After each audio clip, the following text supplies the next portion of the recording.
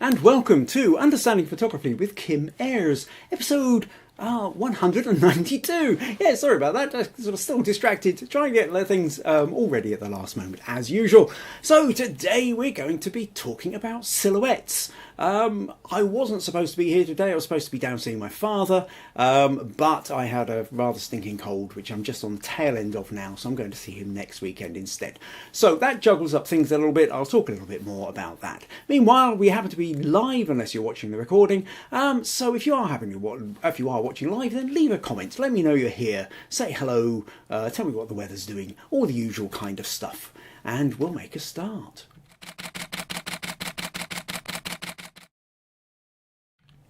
So yes, hello. Like I say, today we're going to be talking about silhouettes, and also we have a couple of photos sent in for a bit of feedback as well. So April and Robert Capra from Texas have both sent in images, which we're going to be taking a little bit look at later. Meanwhile, let's see, we've got a couple of comments in already. April says, greetings all from a mostly cloudy Long Island, New York. Susan says, hello from a typically April showery sort of day in Kokuri. Yeah, I mean, Kokuri is just 9 miles down the road. Sometimes the weather's very similar, sometimes it's not, but in this case it is. Yes, it's kind of a bit of everything today, I think. Janet says, hello from Mississauga, where the sun is starting to come out to allow me to look for some shadows to shoot. Excellent. Jack says, hi, hello from a sunny, hot Florida. Robert says, good morning from a cloudy, Robert Capra says, good morning from cloudy and soggy Dallas, Texas. Nadia says, hello from a wet and miserable day in Fife. April's wishing she was in Florida with Jack. And Robert, other Robert from Texas, also says, howdy all from Texas. John says, good day from Ohio. Nice spring day. Excellent. Okay, so we have people in. We have a subject to talk about and we have pictures to look at. Great. So let's make a start. So what was I going to talk about? So today is silhouettes. So, well, okay, a little bit of context. Last week we were talking about shadows, and I have set a shadows challenge for, well, what will now be in 2 weeks' time. It would have been next week, but that was based on the idea that I was going to go down and see my father this weekend. Obviously, I didn't get there, so next weekend I'm going down to see him instead. While I remember, actually, just a very quick happy birthday to Susan. So Susan from Kokuri, it's her birthday today. Facebook gave me a little reminder, so I thought, well, let's mention it here as well. So if anybody wants to leave a happy birthday to Susan, you can do so in the comments. Oh, Meg's joined us as well and says, hello, everyone. So what was I saying? So yes, last week we were talking about the notion of shadows. And so I've set a shadows challenge, which would have been next weekend, but it's now going to be the weekend after, because next weekend, colds and illness and who knows what, life getting in the way, not happening. I should be seeing my father next weekend. So there won't be a podcast next week, but in 2 weeks' time, we will be doing the Shadows Challenge. So you've got an extra week to look for some interesting shadows. And if you need a reminder, go back and check last week's podcast, episode 191, where there's all sorts of ideas of creative ways you can look at doing shadows. You'll also know that very often shadows is one of these that likes to crop up in competitions, whether it's online or camera club type things. So it's a useful one to know and understand. Particularly what we're really talking about is the idea of casting shadows. Rather than shadows like a face lost half in shadow, it's more about like the shadow that's cast onto a wall by a subject or an object or onto the ground, that kind of thing. Now, related, because it is still shadows, but we tend to think of it in a slightly different way, is the notion of silhouettes. Silhouettes tends to have its own category, especially when it comes to competitions and the like. Now, silhouettes, strictly speaking, are shadows, but they are the shadow of the subject itself, not cast on anything, but of the subject on the subject. So, in essence, a shadow is cast when you have a light source and the light isn't falling onto the subject. The subject is then maybe blocking the light source, and when it is cast, the shadow then falls onto a surface. But if you are round so that the light source is directly behind, or the light source is, even the behind is much brighter than, even if it isn't a direct light source, it might be a bright sky, and your camera has exposed for the sky, then the subject itself might be much darker, might be so dark that you can't see what it is. So we end up with a silhouette. So the silhouette is the outline of the subject. But just like the shadow, the point is that we can't make out any actual detail. That doesn't stop us from trying, though. There's an instinctive part of the brain that goes back for millions of years into our evolution, our primal little mammalian shrew-like ancestors, and probably before we were mammals as well. There's a part of our brain that is evolved so that if it sees a shadow, but also if it sees a silhouette, that it tries to work out and pattern match what that silhouette might actually be. And quite straightforwardly, because if it didn't survive very long. Our ancestors, that if you see a silhouette, if you're squinting into the sun and there's a silhouette of some creature ahead of you, if it turns out that it's prey, so it's a deer, it might be, a boar or something that you might want to eat, then actually being able to identify that it's something you could potentially hunt down and eat or kill or whatever is a vital thing. You've more chance of you surviving if you can recognise the outline. Likewise, if it's a predator, if it happens to be a saber-toothed tiger, or it happens to be a warring tribe, then it's really good to be able to identify that as well, so that you don't get eaten or killed. So consequently, understanding or having a part of your brain that sort of does this pattern matching bit is absolutely hardwired into ourselves. But it also makes it, when we come to photos, where obviously we can't eat whatever's in the photo, we can't be killed by whatever in the photo, our brain is still activated by a silhouette. So we look at the silhouette, and because we immediately try and work out what it is, we engage with that photo just a little bit longer than we might if we could actually see what it is. If you can see a picture of a garden rake, your brain goes, garden rake, not a threat, not a food, move on. If it's a silhouette of a garden rake, it takes you that little bit longer to work out what it is you're seeing. You might still then go, fine, move on, but you've spent a fraction of a second longer with that photo.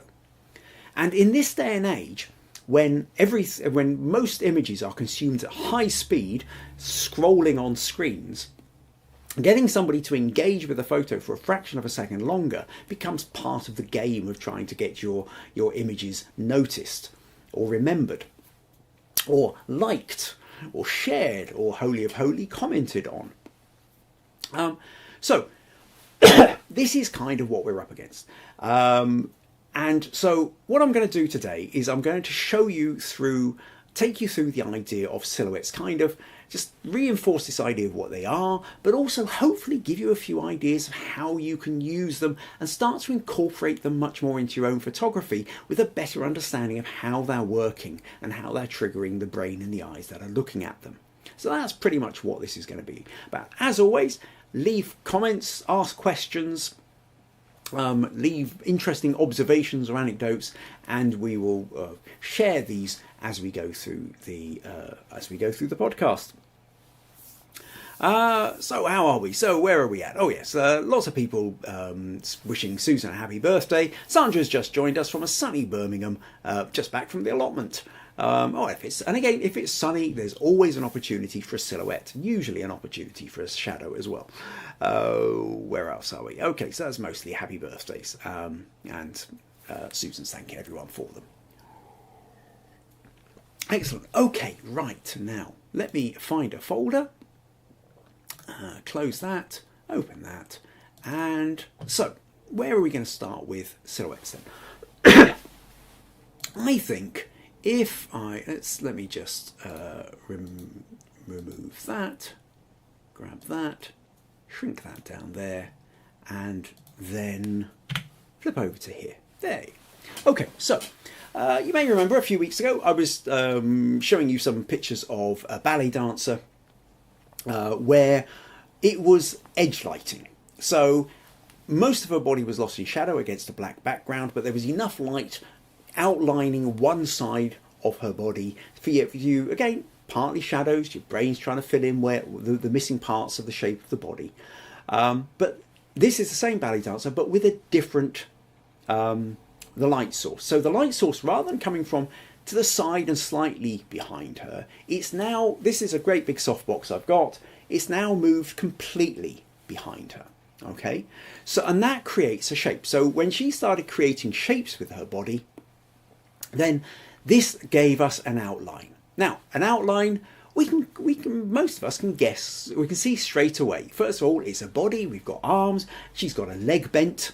The other leg we assume goes straight down, the light cuts off so we can't see it, but we project down, we assume that she's going to be standing on a foot, or she might be standing on a plinth or something, we don't know, but we know the leg goes down to a foot. The other one, knee bent, point, arm up over her head.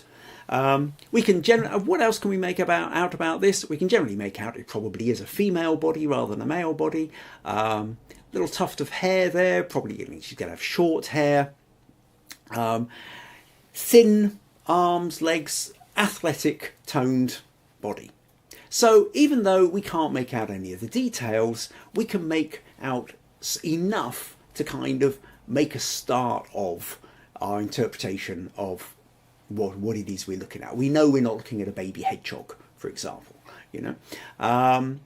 So we can take that idea, shift into another shape, and this fun then with creating outlines and shapes with the human form, where you can take a body and in this one, the curve of the spine, the way the arms, creating kind of triangular shapes with the arms and everything else. Here she's obviously kneeling down. And so this is kind of a kind of fun way of sort of starting. And the thing about this kind of silhouette is you've got a very plain background, okay? So there's nothing interfering. It's purely about the shape of the subject, and that's it. The silhouette of the subject, plain background, nothing else. So you get to play with line and form. If you go for this level of simplicity, is wonderful for really exploring that notion of line. And so curves, diagonals, movement, sense of movement, this is really where you have the most kind of fun with silhouette. Now, what should I do? Yes, next thing, yes.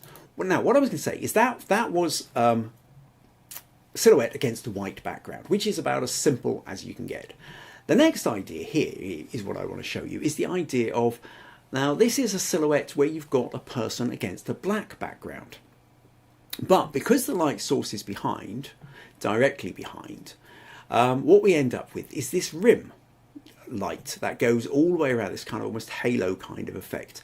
Now, what that's doing, because the light is just outlining it, it's then separating her from the background. Now, let's see, if I was to open this in Photoshop, I just need to change that working space, right? So there we go. Now, if I was to say, just select that area, and we'll just create a new line, make that white, and show you what it would be like essentially if she had a white background. Something like that. Now, it's a very, very quick selection, very rough, so it's not, there's plenty of just where it's not quite caught it right. But essentially what happens is that wonderful line of halo disappears because that's bright, and now we've got a brighter background, okay? So at this point we end up with that same kind of black against white.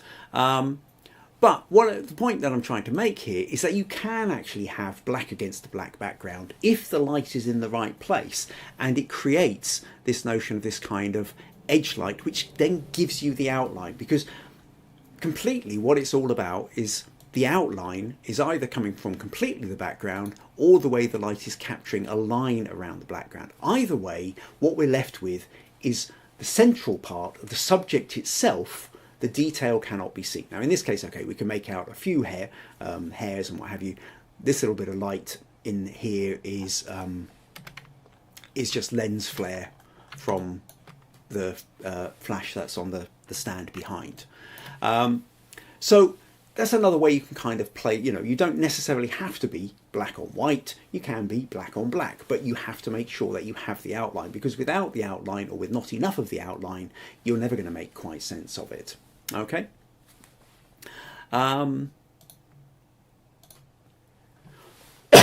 So, other things you can do though. Now, so some of you will have maybe seen the photo that was being used to promote this podcast.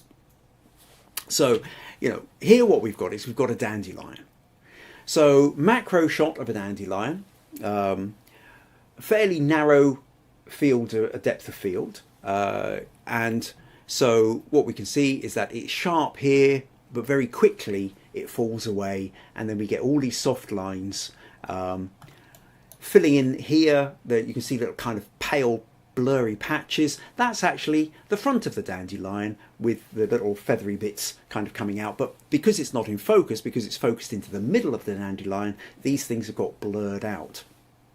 Now, interestingly with this looks like a black and white photo. It isn't black and white, because if I zoom right in here, you can actually see there's sort of little rainbowy colours here, which actually mostly come from distortion, the kind of lens distortion, or the way light distorts on the edges of the objects. But there's tiny little flares of light. It's quite rainbow-like. In fact, it's quite pretty in amongst this, where you are getting little bits of light refraction actually within the dandelion itself. But because this was also a fairly dull day, it's got a slightly foggy kind of day, misty day, that it's sort of come out looking black and white. Another one is this. Again, I guarantee you this is a colour photo, but this was really on a very misty day. This is, you can see the sun misty out of focus in the background here. But again, if I zoom right in here, you might just be able to see little kind of browns and reds. This is not a desaturated picture. This is straight out of the camera, but it just happens to have a kind of a black and white look to it. All the colours got sepped out because the background has become grey and the silhouette is black.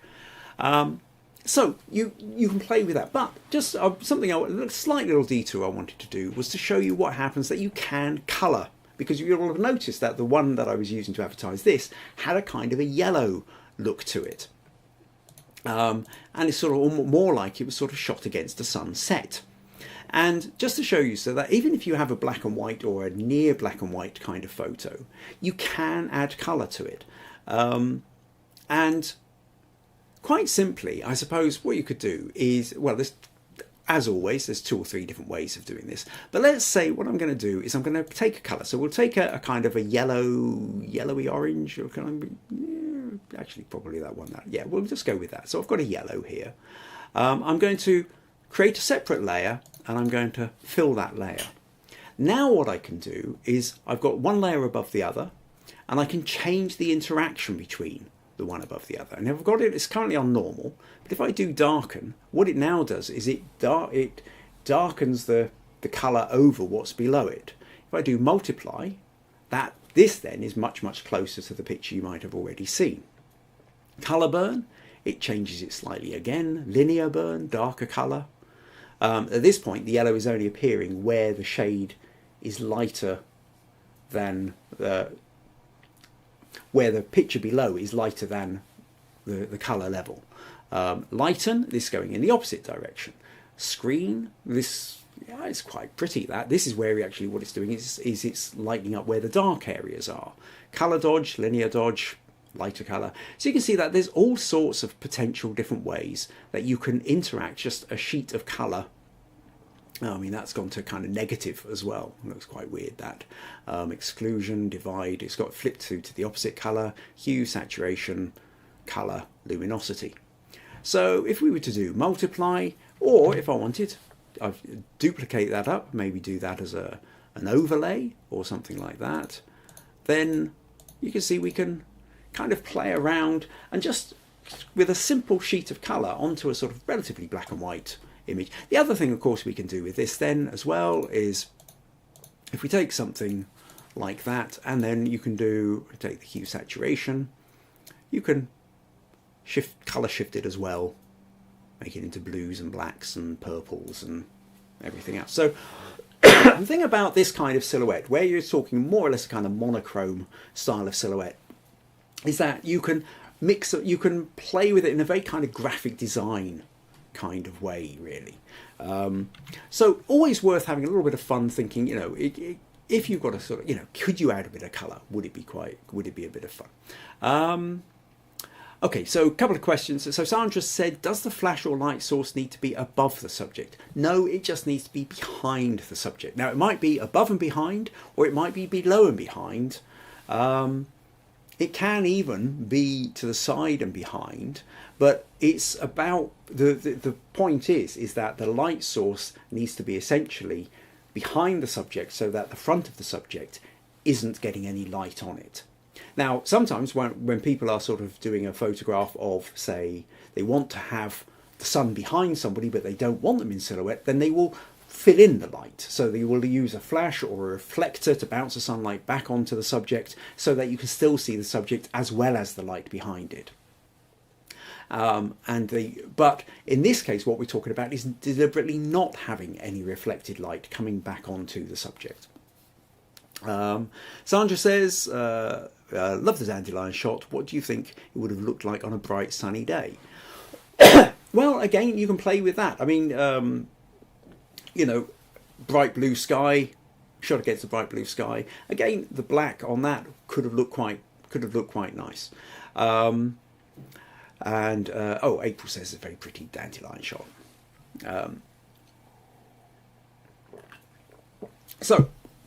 Okay. Now, sometimes there is, let's show you if there is colour. So, on a bright sunny day, some of you may have seen this photo of mine before. So this is a fellow photographer of mine called Alan Wright. He's a landscape photographer. Good friends. We periodically go out and, it's been a while since we took photos together, I think, but we do chat about it a lot. But what we can see here is, so we were out, and this was down at Cockubry Bay in the evening, and it was, the sun was low in the sky, and so here we've got a rather lovely silhouette of Alan, and you can tell, you can tell because you're a photographer watching this, you have an interest in photography, so you can make out that actually we've got the camera here. You can just hear there's a little bit of light catching the lens here, so not 100% silhouette. If you look for details, I think I can just about make out the watch on his arm there. We get lens flare coming off the sun. Nice reflection of the sun in the water. But what we've got here then is we've got colour. But we've also got, it's still a relative, whilst the sun is there and there's texture on the water, most of him is sitting against a plain background. And so that it becomes, the silhouette gets kind of nicely, it's very clear what it is. But you don't always necessarily have to have a plain background, because the sky itself can also be richly textured, and you can anchor the silhouette itself can become the anchor. So if we move on to something like this, so this one was taken at the Wicker Man Festival, and it's part of a sea of tents and possibly even yurts in there, I think, as well, maybe. So the sun was going down, so we've got silhouettes then of the tents against the sky. Now the sky is slightly more textured in this. We've got the sun spilling over the top here, but there's these little lines of cloud as well. And so actually now what we're getting is we're starting to get a sense of texture of sky against the sort of strong and then strong black background. And so everything's now about the line of this. Or we take, I'm sure most of you will have at some point gone for your lonely tree against a sunset sky picture. This is one that I have. So at this point, the sun, I think, probably had just disappeared below the horizon. That's the last kind of bright part for the camera. But now we've got, got all the tiny little details of all the twigs and everything else all sitting, against this very, very bright textured sky. And so full of colour, and it's all about this. The black outline then is really standing out against the texture. Now you can take that. This one here, what we've got is whereas with this one, the focus is, because I can't remember what the focus is on this, it'll be an F8 or an F11 or maybe F13 or something, so that the horizon, the sky, is in focus as the tree is.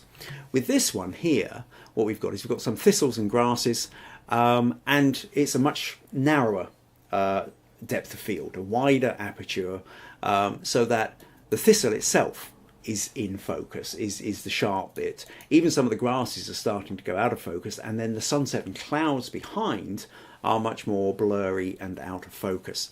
Now, the potential problem here is that we can see that actually the interesting part of this, which I tend to think is the sharp part of the thistle here, is starting to get lost in the darkness of the clouds up there.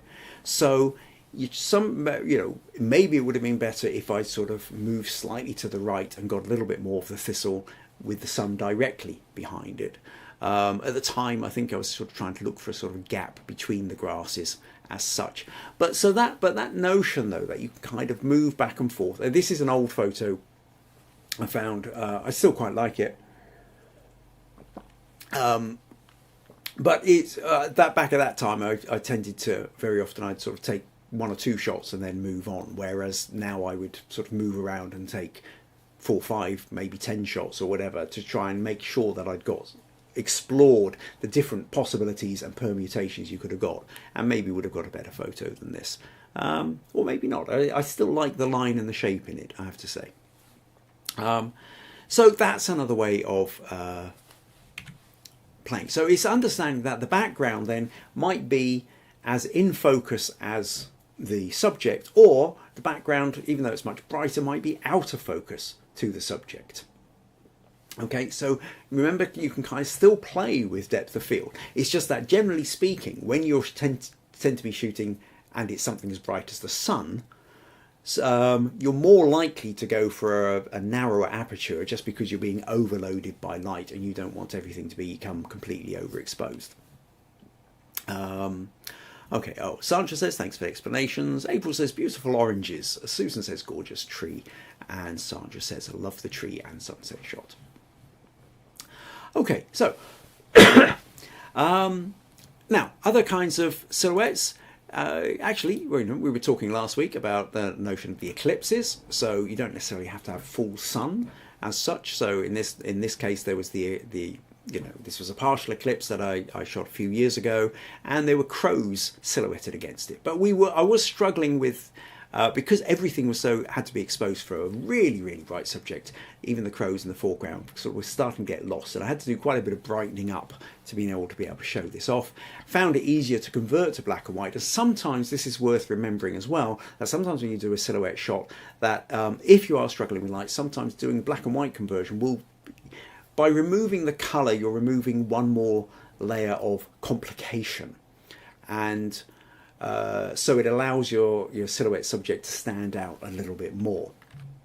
But here's one. Here we've got the Milky Way. This is a nighttime shot, and we've got trees silhouetted against the stars.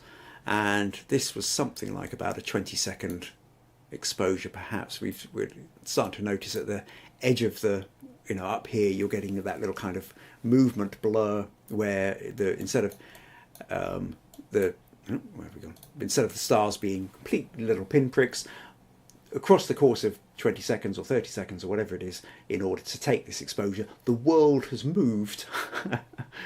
So you with the camera has actually moved in comparison to the stars, and they've started to smear slightly across the sky. However, I needed to have something like a 30-second exposure or more in order to be able to capture the Milky Way itself. One of the things we are blessed with in this corner of Scotland is we are in just up the road, not far from here, is an official designated global dark skies area. So basically what that means is in the winter, or when it's completely dark, if there are no clouds in the sky, you tend to see a lot more stars. And obviously if you've got a long exposure camera, you'll see even more. So that notion then, did I show you that? I can't remember now. I'm hoping I've been showing you this while talking. It's only worrying I've been talking all the time without showing you the image. Okay, anyway, this was the dark skies one that I was talking about. So, where am I? Okay, yes, Susan said not seeing your images yet. Okay, cool. Right, so yes, that's me chatting away, forgetting to put the image on. Okay, briefly back then. So this is the dark skies one that I was talking about with the Milky Way. So yes, so the point being here that you can go for the light source itself. I mean, night sky isn't particularly a bright light source. However, if you are doing a 20-second, 30-second, 2-minute, 5-minute, 10-minute exposure, it will light up. The sky gets light, but anything in the foreground doesn't. And it's worth remembering that actually that sometimes makes for a more interesting photo than just the stars alone. You want to have the stars set against something. Similarly, like with the the eclipse photo, like here, the eclipse itself is just that, which on its own is just a kind of present in the sky. Because we know it's a partial eclipse, it's maybe interesting, but if you don't know what it is, it's kind of, well, so what? What makes it more interesting is the silhouettes, is the foreground. So it's worth remembering that sometimes, while we've talked about the idea of, like with those pictures of Alexandra the dancer at the beginning, just the subject against the plain background, actually creating context is something else you can do as well. What else? Okay, now one of the things I've talked before on occasion is there's a sculptor I know called Jeff Forrest, and Jeff Forrest has created various bits, and he kind of gets these tubes of steel and then welds them together. And one of the shots I was asked to do here was to commission. So he made these geese, and they were on stands, and we wanted to have them on this ridge of grass, shot against a rather dramatic sky. And you can see here, how they're kind of welded together. So he creates these kind of 3D outlines of mostly animals, in this case geese. And one of the problems that I actually had was the fact that because the sky was brighter than the steel, and it was a very dull day, dull late in the afternoon, was the fact that actually they were appearing in silhouette. So I was ending up with a picture like this, and whilst that's quite fun, and I quite like this one, so you get this nice silhouette, the background is quite complicated, and so that in order to actually show off the fact that it was made of steel, I had to show, what I've got here is I've got off-camera flash lighting up so that the precisely to lose the silhouette effect, because the sky is brighter than that all the light was behind, you couldn't see the fact that they were steel. So I had to light it up with a flash. In this case, not lighting it up with a flash, if I zoom right in, you can just about make out the kind of grey bits here, but we're not really knowing that could be made of plastic. There's no real way of knowing. But so this goose on the stand, but you do get a really nice silhouette shape out of it. And I capitalised on this on another set of photos I did for Jeff. Well, actually, yes, there was just this shot, which was a quick one. While they were setting up the geese for that first shot, I took this shot, which I really quite like as well, where we've got you've got the silhouettes of the geese, but you've also got the silhouettes of the people setting them up as well.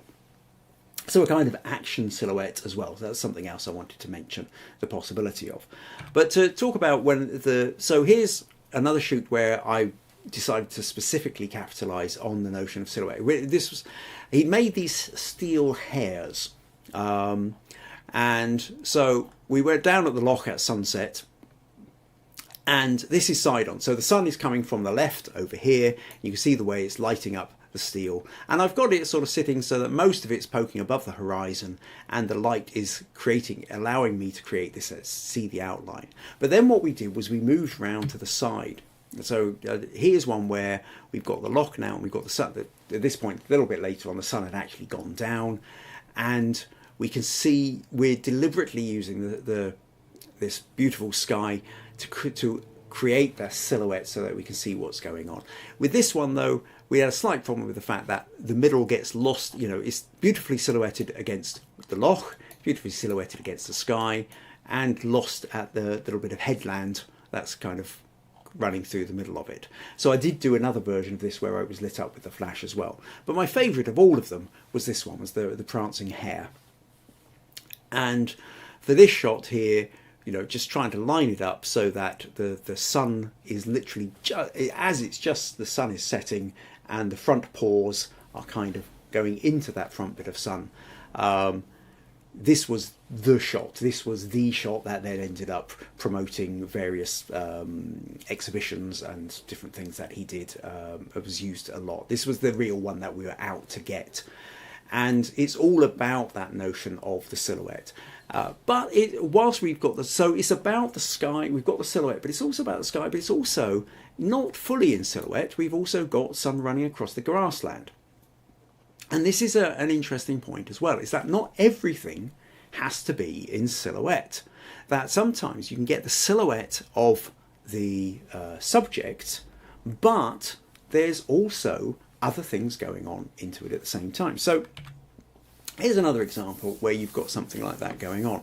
So this was a very early morning shot. I think what had actually happened, it was a misty morning. I was up at ridiculous hours in the morning. This was one of these shots where when my son was at school and he was going off on a school trip somewhere and had to be up at the school at 5:30 in the morning, and I was all grumpy kind of having to drive him up. But when I came back, I suddenly noticed that the sun was starting to rise through the mist. I went down to the loch and we had this beautiful kind of swan moving through the colours were just beautifully golden through the mist.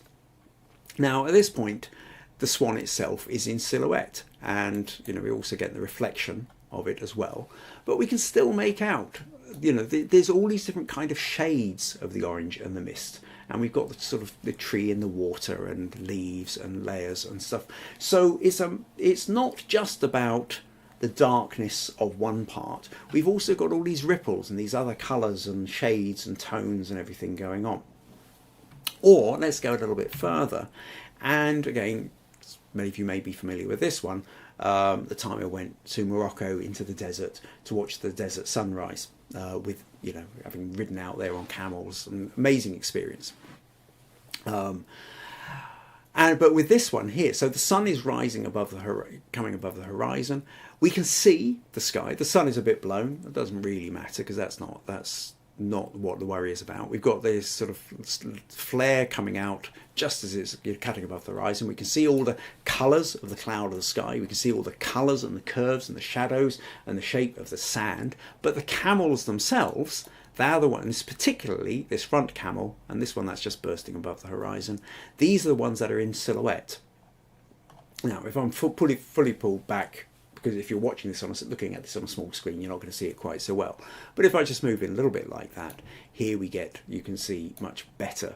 And so here we're using that notion of the subject in silhouette, but the rest of the landscape doesn't necessarily have to be so.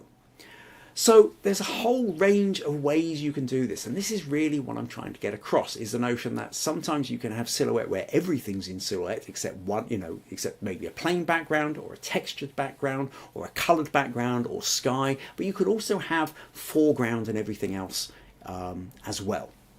One thing I would say though is, generally speaking, these things tend to work slightly better with your big camera, with your DSLR or your mirrorless camera, rather than your phone. Because one of the problems with phones is modern phones are they've become so sophisticated that part of the problem is that actually it sort of takes several photos at the same time and overlays them at lightning speed, so that it will actually not give you the silhouette when you want it.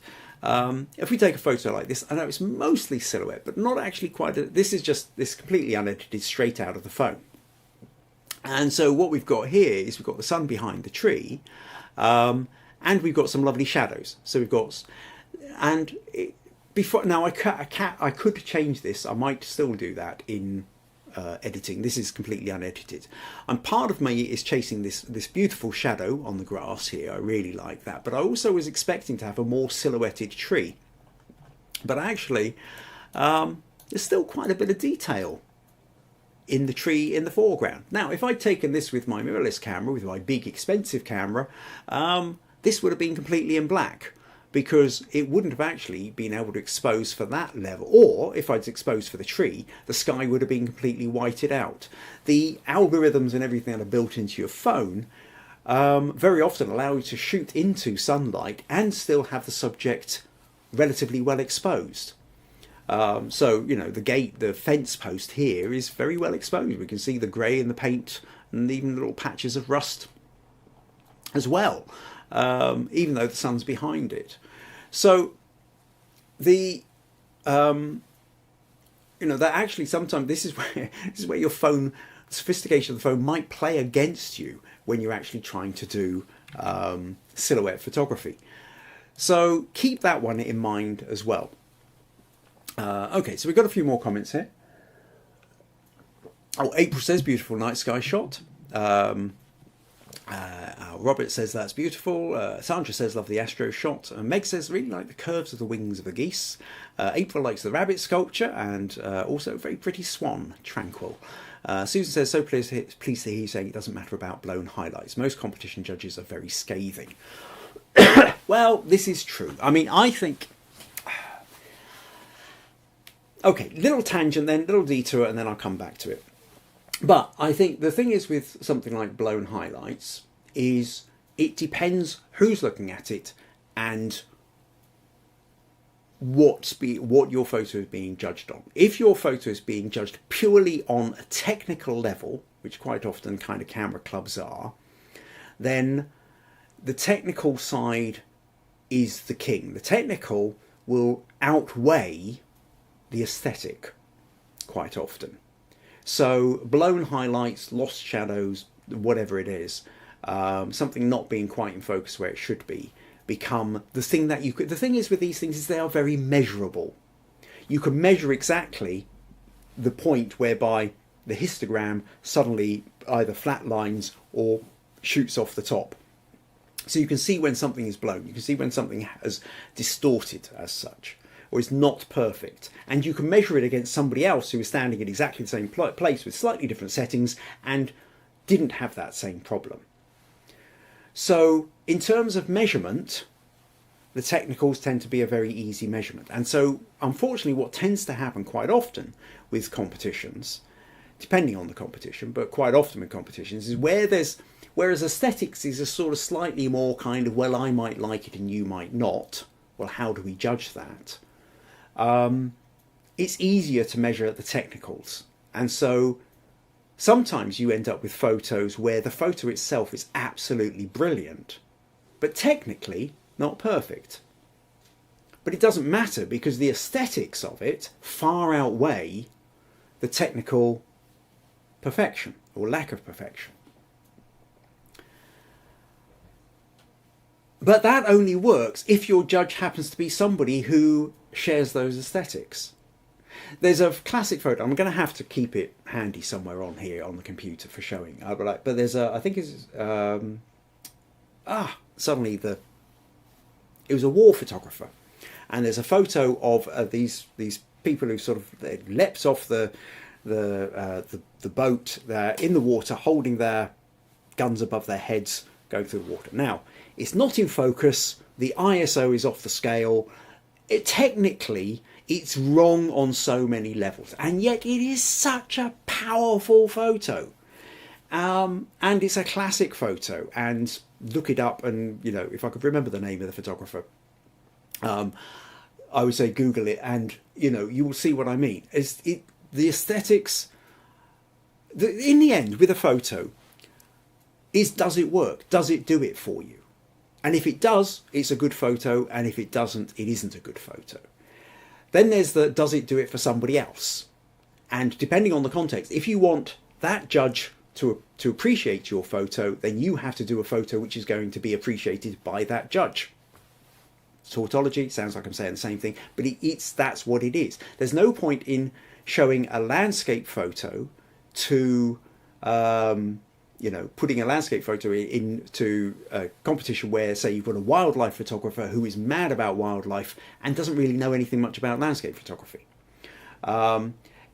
When I'm judging competitions, naturally I get drawn more towards portraits because that's my speciality. I can recognise the difference between a good portrait and a bad portrait with much more precision than a good landscape and a bad landscape, because it's my speciality. Whereas get in Alan Wright and he will be able to give you much more precision in being able to judge subtleties of difference between a good and a bad landscape, or degrees between it, than I would, because that's his speciality.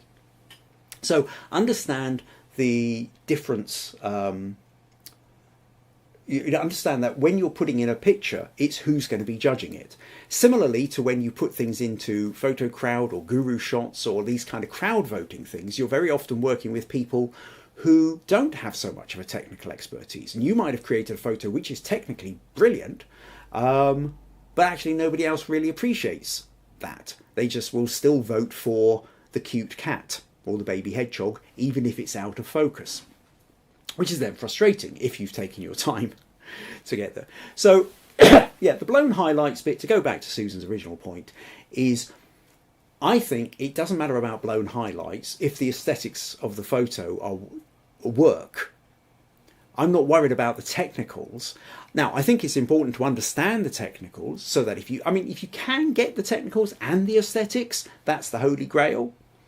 But ultimately, it's when you look at the photo, does the photo communicate some kind of message, story, narrative, mood, feeling that you want it to communicate? And if it does, it's successful. And if it doesn't, it isn't successful. And deciding a really lovely photo isn't successful because something in the technical wasn't right is saying everything about the judge or the system that's judging it, rather than necessarily the quality of the photo. So I hope that all makes sense. So let's come back. So basically, hopefully then what I've done here is giving you an idea of silhouettes so that you can kind of incorporate that into your pictures and your photography, and to understand that silhouettes can come in a whole variety, from plain background to textured backgrounds, multicolour backgrounds, black and white, colour overlays, rich landscapes, all sorts of ideas here that you can play around with. Silhouettes are a lot of fun, a lot of thing to play with, and sometimes you can be in a situation whereby it's maybe there isn't much in the place that you're in, but if you can create a silhouette, sometimes you can get an interesting image out of it. A couple of comments here. Susan says, I agree with you, but unfortunately not all judges share our view. Now, this is true. And in the end, you are always going to be beholden to the judge if you are for the high score in that sense.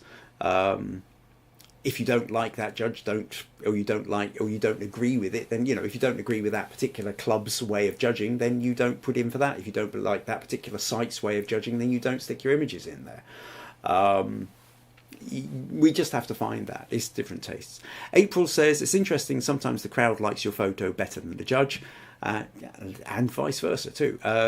Taste is a big factor, also appreciation. And Robert says, unfortunately, you don't know who the judge is going to be or what they prefer. I've witnessed what you are describing, though. No, this is true. This is very true.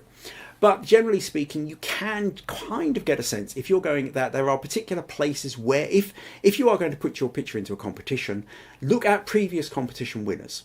If they've got previous competitions, and you can go and look at last year's winners on similar kind of topics and subjects, you can generally start to get a feel. Okay, these ones, there's more black and white in the high ones. These ones, they tend to be more about technical perfection. These ones, it tends to be more about quirky, or whatever it is.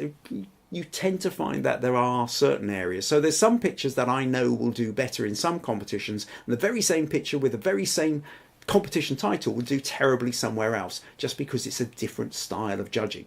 And if you're wanting to put your pictures into a place and get that a better level of judgment, sometimes it is about where you place your photo and get an understanding of who's doing the judging and appealing to the judge.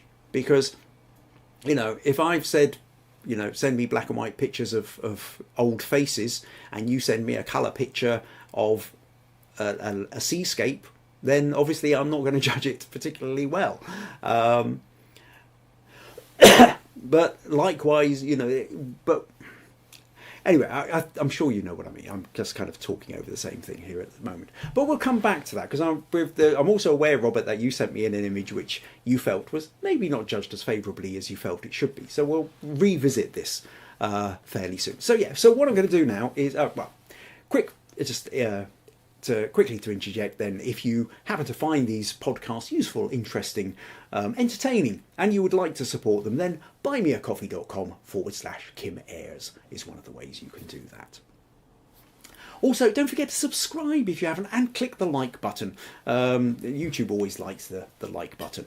If you've clicked the subscribe, make sure you click the notification bell for future podcasts as well. And of course, don't forget, invite your friends along as well. I'm sure as photographers, you know other people who are interested in photography who you feel would benefit from these podcasts as well. So drag them along.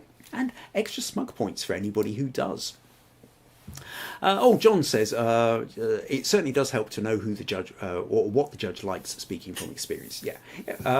So either, if you don't know the specific judge, you might still know the kind of, like I said, competition area, realm that they're after.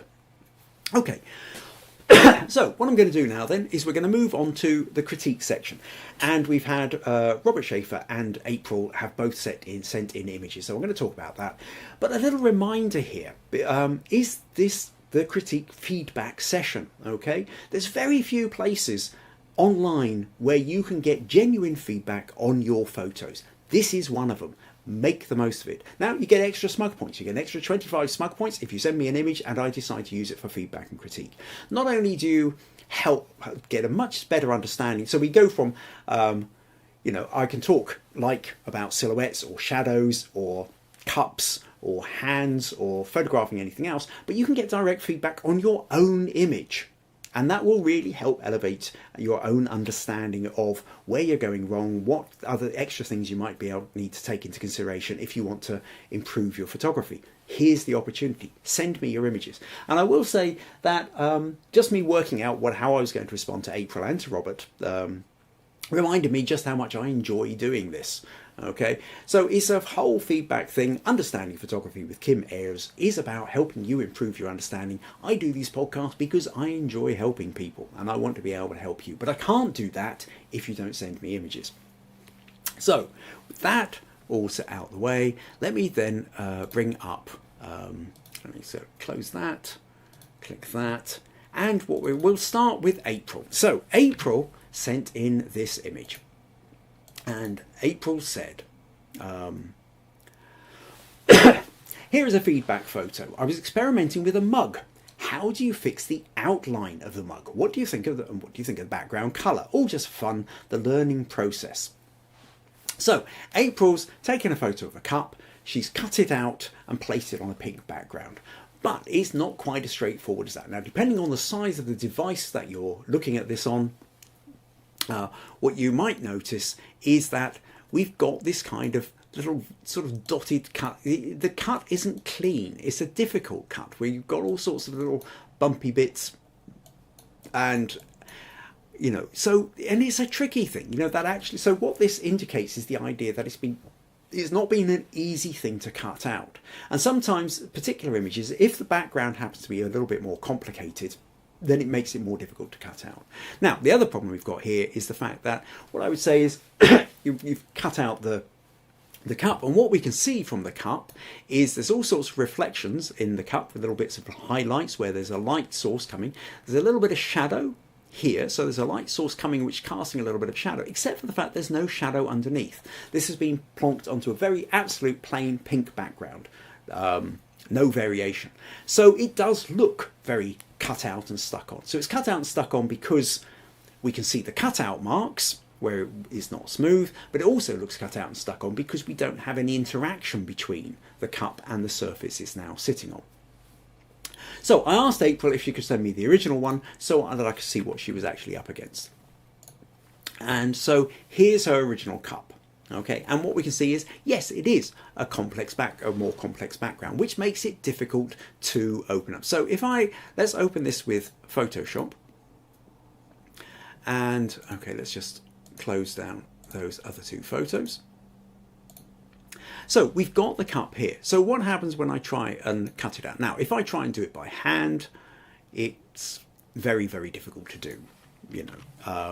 I'd have to go in very close and then very, very carefully try and keep my hand steady, and then it's still not going to work. And anybody who's done this knows that it's not easy to do. However, most editing programs tend to have some kind of auto-select situation. So now if I do in Photoshop, click select subject, how well is that doing? Well, a bit, except for the fact that it's not quite, it's sort of selected bits of it. It's left the coffee in the middle, but not clearly.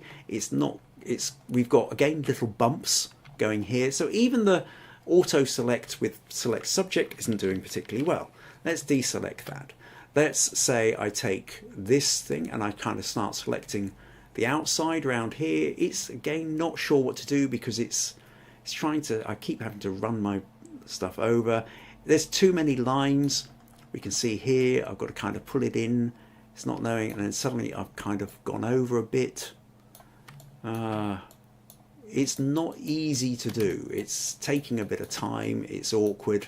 And then, so if I now, let's say I'll copy that and then we'll paste it onto a, that's giving me the background. I now need to select inverse because I've selected the outside. So now that I've selected the coffee, copy that. Copy that and paste it. And so now we've got this. And if I wanted, first of all, let's just expand this out because April wanted a sort of slightly bigger background, something like that. So we'll just kind of do something like that. And then if I wanted, well, we've got that yellow. Where are we?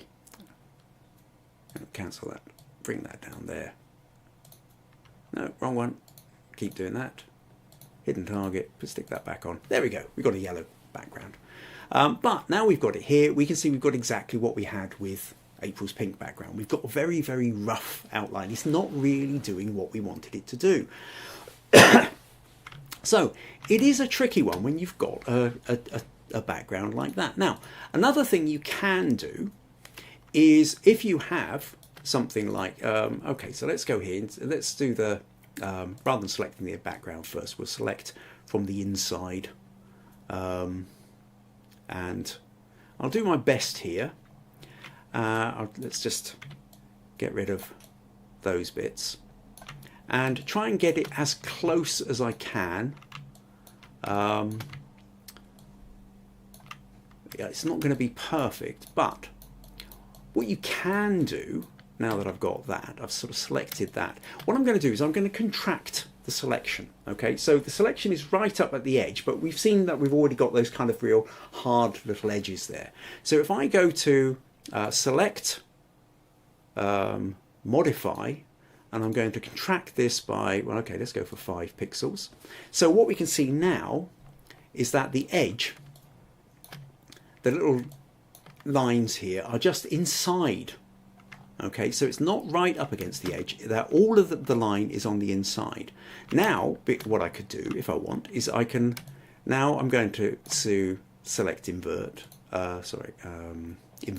So I'm selecting the background here, and I can go to generative fill if you happen to have Photoshop. And if I now type in plain pink background. Now the point of this is that because it's got most of the cup, what the artificial intelligence ought to be able to do is to be able to recognize that we're on the edge of a cup, and it will fill in the extra couple of pixels around the edge to know that it's the edge of a cup, and it will do it, and then it will merge it with whatever background it gives, and it will do a better job of us trying to cut it out. If it ever gets there, that is.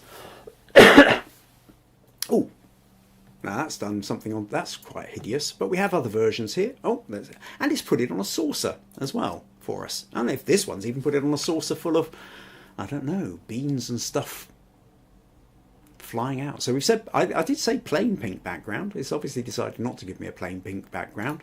I can hit regenerate again. But the point is that regardless of whether we have a bright green saucer or any other kind of saucer, is that it has decided, it's kind of made the cut much more smooth and much more integrated into the back. Ah, here we go. That's what we were looking for.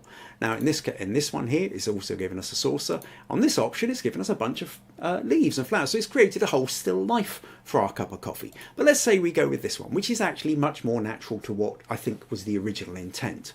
And if I zoom in here, we actually find that, well, it's the backgrounds, the join isn't looking quite so bad. Given that's 100, and so if we go to 100%, it's still got a little bit of a line. But what it has also done, though, with the fill is it's given us a little bit of shadow. So it does seem to feel like it sits a little bit more naturally on there. So, well, that's one way you can play around with the artificial intelligence. To be honest, though, the easiest thing to do is, if you want to isolate a mug, is to shoot it against the background, which makes it easier to isolate. So what I mean by that is, here's one I did earlier, right? So here's a picture of a mug, and what I've done is I've just got a folder, right? Just a little plain card folder, green folder, used for filing, and I've placed the cup on it, right? And then I've just shot this sitting near the window, so we've got a little bit of window light coming down onto the mug. Now, let me open this with Photoshop. Having created that, okay, if I want to expand this out, I don't necessarily have to use generative expand. I can go to content aware fill because it's kind of green. So let's just make it fractionally bigger, something like that.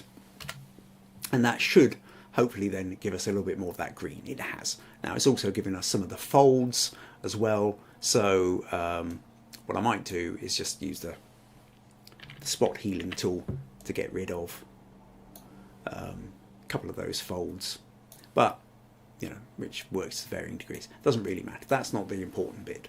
Right, the important bit here is that now, because the whole background is fair, you know, is of one color, if I decide to go to hue saturation level and I just nudge this, I can make it blue, I can make it purple, I can make it pink, brown, orange.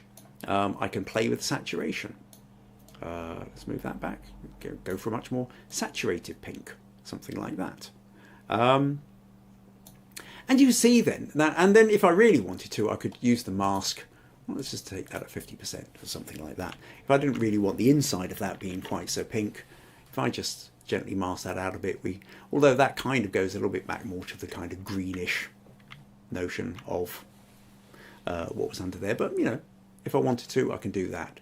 But you can see here that by doing this, I'm just color shifting the plain background, and we've retained the shadow and the sense that it is in the place that it wants to be. Now, I just very quickly grabbed a folder. It's got a little bit of texture on it, but if you had a sheet of plastic or you had a sheet of paper or whatever other kind of surface you wanted to have, that, to be honest, the easiest thing to do is to select a plain background in the first place. And for that matter, if I take this and I go to select subject, with this, what we find is, even if I'm doing this, this has done, generally speaking, a much better job at selecting the subject.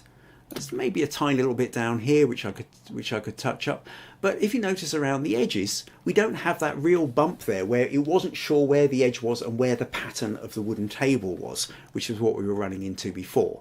Okay, so the plainer the background, the easier it is to select the object, even if I wanted to cut this out in the first place. But also, because I've got the shadow, which feels quite natural, if I decide to color shift it, the shadow stays there as well.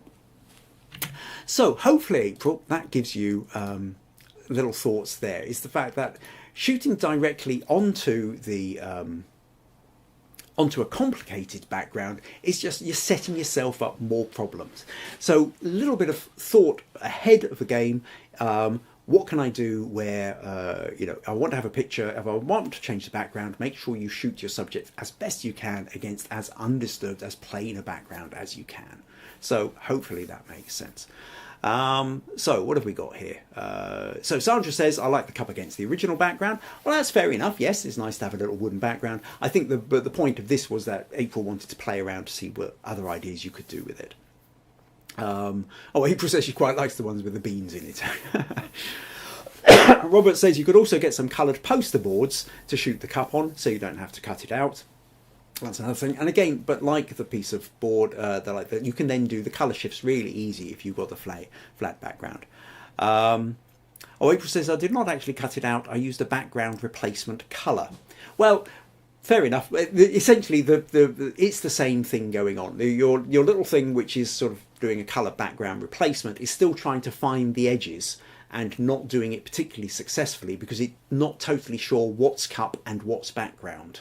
For us, it's really easy to make that distinction, but because the computer is generally working on levels of light and shade to find edges, it was finding the edges harder to cope with, not necessarily recognising the fact that it was a cup and that the cup would automatically be have a strong line of a curve rather than be jagged and going up into where the background was. So limitations of the algorithms and intelligence, if you like, of the programs. So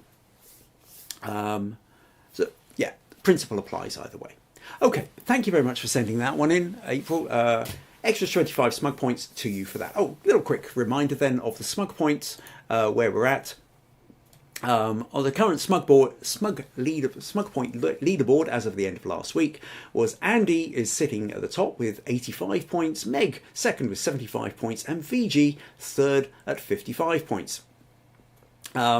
So that will change. We'll get a couple of juggle around because both Robert and April have sent in images which give them that extra 25 Smug Points, and neither Andy nor VG have to be here to get their extra 5 points for saying hello. So I don't know. I'll juggle all this round, so we'll see who ends up being the winner of April's Smug Point leaderboard. Work that one out after this contest because there won't be one next week. Remember, I'm going off to see my dad, so we'll be back in 2 weeks after this in order to take a look at what's been sent in for the Shadows Challenge. And everybody who sends in something for the Shadows Challenge automatically gets 10 points for that as well, on top of any 5 points if you turn up and say hello. Okay, so thank you, April, for that. Let's then move on finally to Robert here. Now, Robert sent in this one. And I'm suddenly aware that this that me is actually blocking this. So I'll tell you what, let's just open this in Photoshop so that we can see the picture here without my head hanging over the side of it. And so what we've got is this rather wonderful silhouette of a person in a microlight, is it? Flying against a sort of sunset sky. And Robert says, here is an image for this week's podcast and discussion. So that's what he said initially. I asked him a little bit more about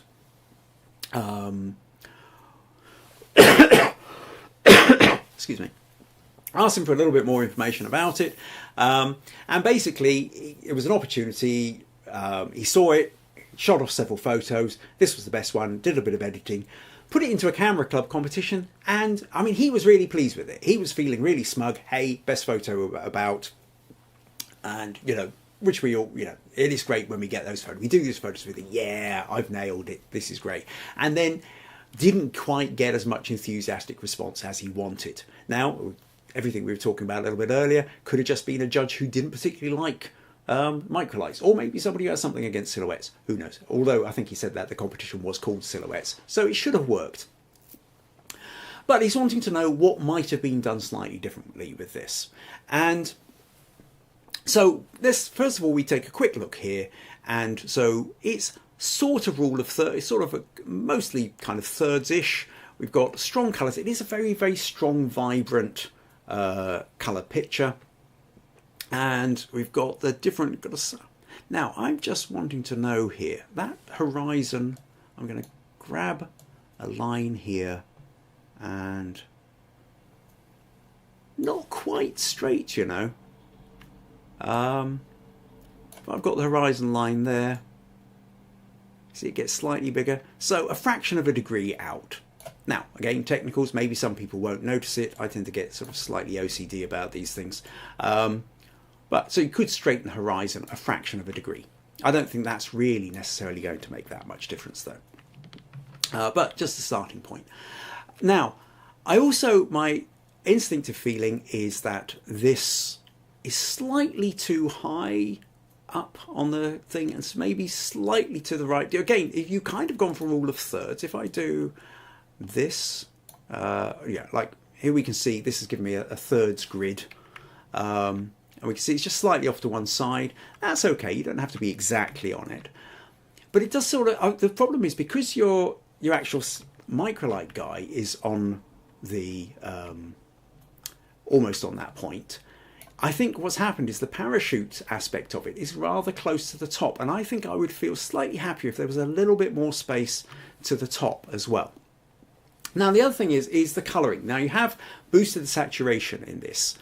So there's a little bit here which is about where where it's being seen and the context of which an image is being seen. And so what I mean by that is, let's say we take, this is an important little kind of tangent I want to go. So let's just, what I'm going to do is create a 500 by 500 pixel square here, okay? And so I take something like this, and let's say what I'm going to do is I'm going to go red and let's say a green, okay? And let's say what I do is I create a red stripe, then I create, no, cancel that, green stripe, and let's go for another red stripe, and no, wrong one, and let's, what the hell, let's just fill the rest in green. There we go. Now, if this is this big, what happens? If you look at the screen, your eye gets drawn straight to this, right? It's great. So first thing it does is it just grabs your attention and you go, yes, that's great. Okay.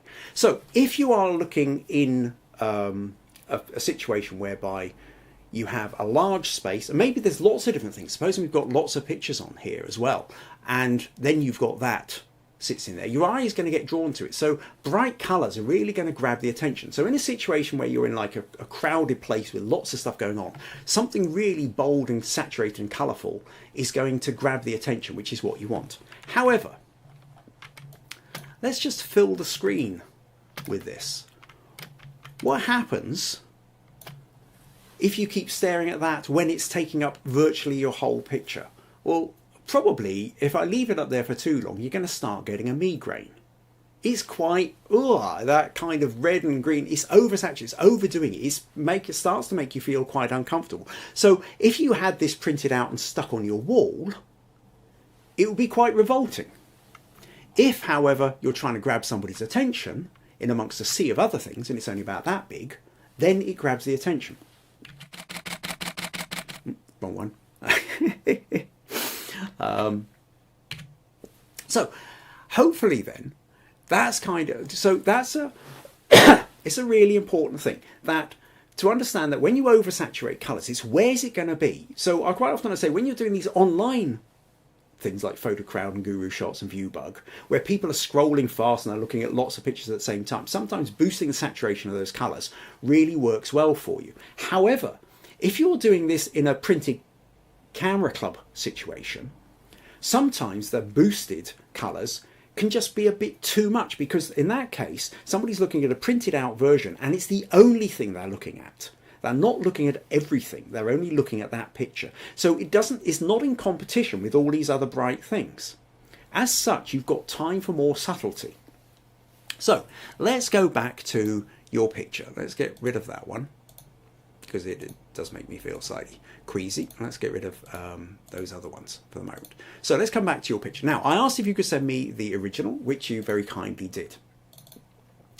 So what I'm going to do here is let's just open up. So this is your original photo, okay? And where do we go? Let's just take that back. Take off the, no, that's the original photo, okay? So this is the original raw file. Sorry. Here's your original raw file, okay? So that's great. So we can see then that you've done quite a bit of work, and you really have boosted the saturation, as well as brightening it, you've boosted the saturation, and these are all part of the editing techniques to make it more interesting. And that's great. 100 ISO, and we've got quite a bit of detail in there, just starting to lose it in there. So it's quite a fun photo. Now, what I would say though is, so let's just, first of all, we'll do the auto, maybe, brighten it up.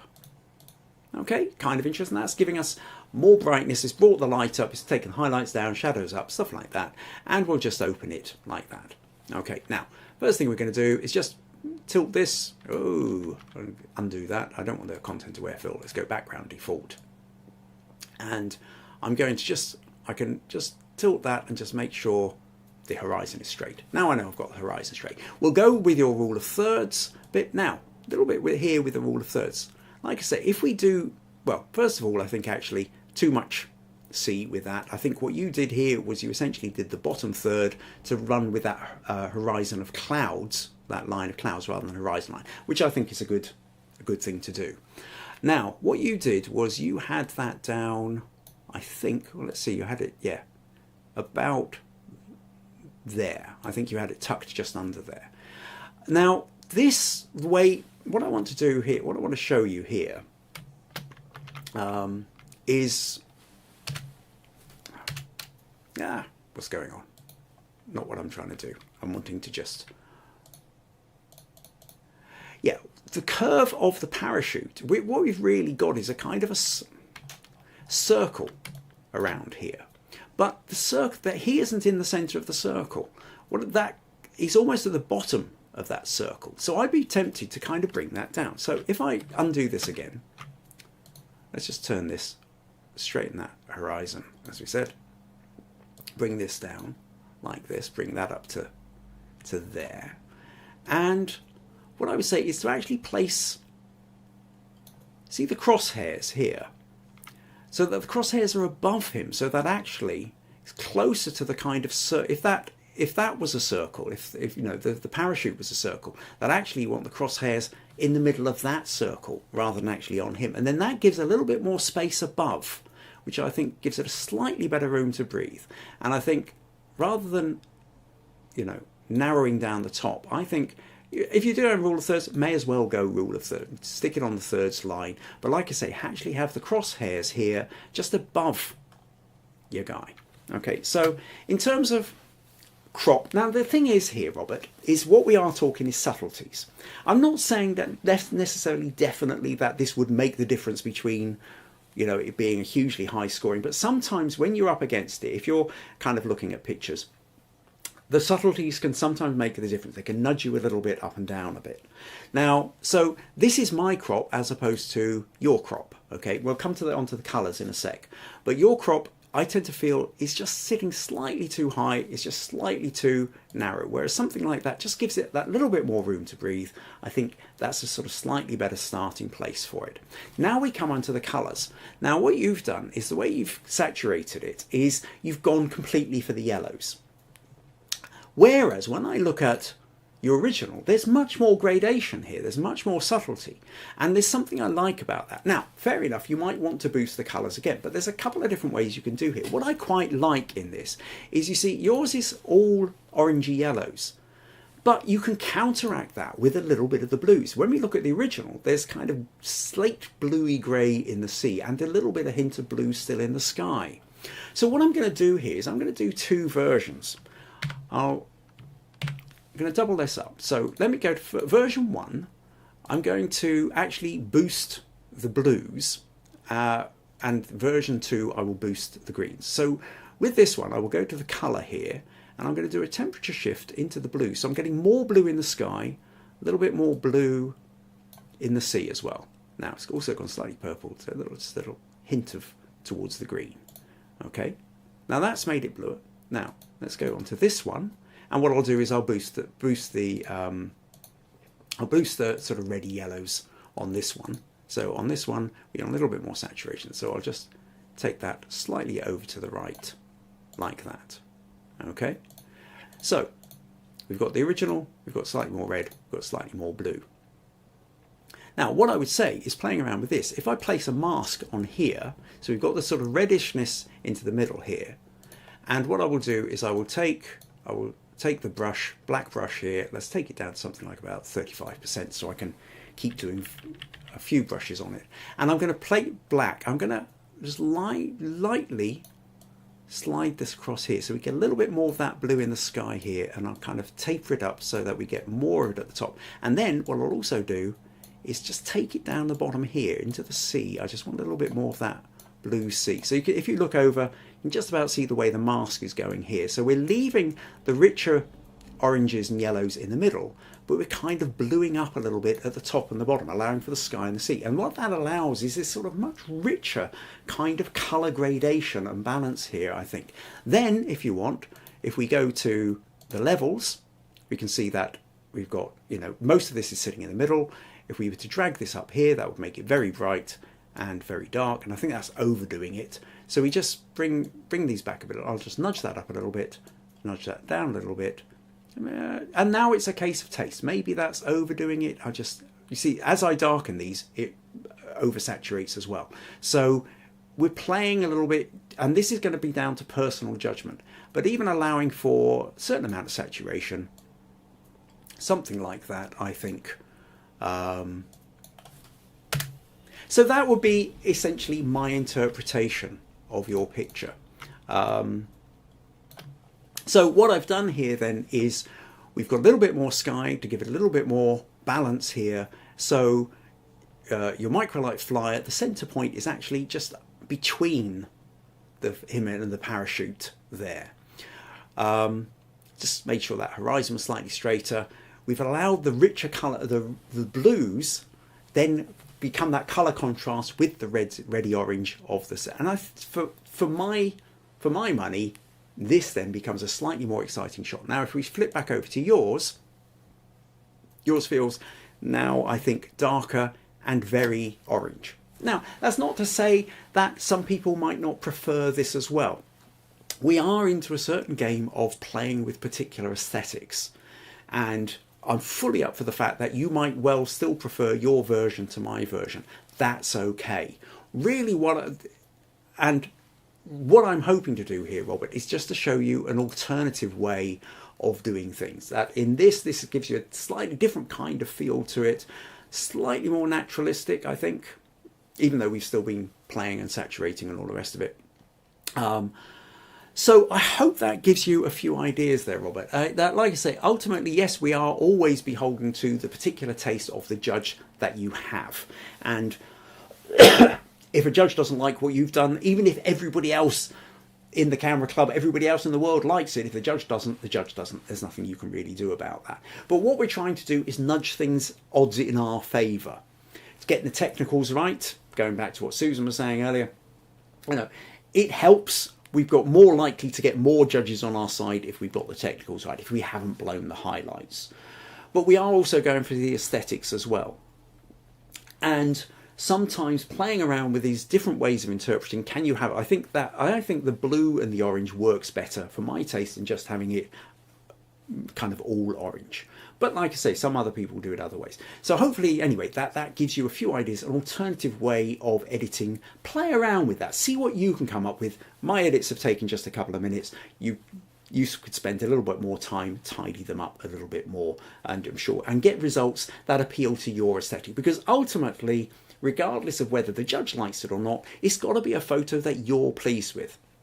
There's always two criteria with any photo. Do you like it? Do the people you're showing it to like it?